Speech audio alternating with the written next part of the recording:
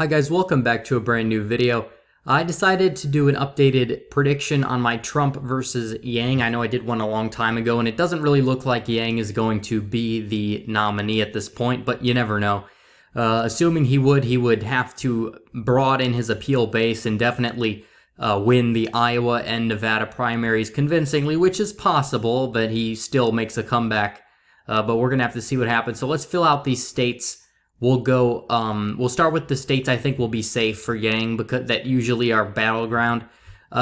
People say Oregon could be decided by under 10 points this cycle, which is true, but I think Yang has appeal there. And I also think that New Mexico, because Yang is going to be able to convert a lot of Trump voters in rural places. It won't be a whole lot, but it will be enough to make a difference. So I do think that New Mexico will go to Andrew Yang. On the other hand, I do think that Texas would be likely. I think Trump will win it by roughly around 6 to 7. The religious values that still exist in Texas are going to propel Trump over the finish line. You could say the same thing with Georgia, which will vote for Trump by a lean margin.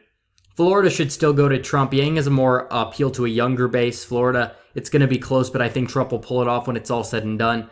He'll probably try to call Yang a socialist, which he's not necessarily a socialist, but that won't bode well for Florida. Arizona will go to Trump in the lean column, and Maine's 2nd district as well. But I think Yang takes Maine at large likely and New Hampshire likely. The thing is Yang has an appeal in these places. He will eat into Trump's margins. We should be very afraid about Andrew Yang, just like we should be afraid about Tulsi Gabbard. If you're a Trump supporter out there, you don't want Yang to be the nominee. But we'll have to see what happens. In terms of Nebraska's 2nd district, I feel like that's trended. I think that's going to go to Yang in the tilt column. And I think that Iowa is also going to go to Yang in this case. Wisconsin will go likely, Michigan and Pennsylvania as well as Minnesota.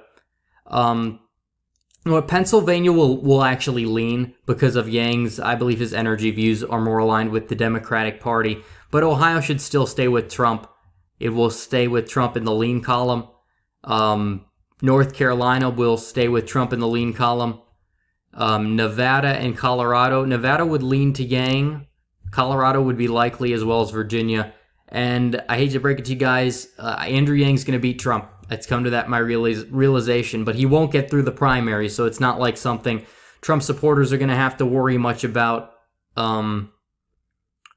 to happen in 2020, but Yang is just a formidable candidate. He has actual reasons for his views, unlike Democrats. He has a full policy platform, and I even agree with some of what he has to say in terms of like getting rid of the penny, revitalizing the dead malls and stuff like that. Obviously, I would vote for Trump over Yang, but honestly, I just can't see Trump beating Yang.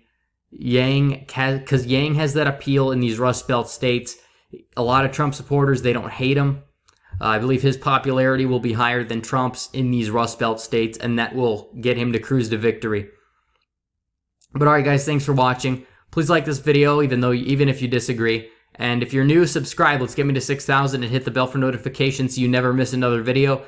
Follow me on social media and donate to the Patreon, links in description. And before you go, be sure to click on the screen for one of my other recent videos you may have missed. And thanks again for watching, guys. Red Eagle, out.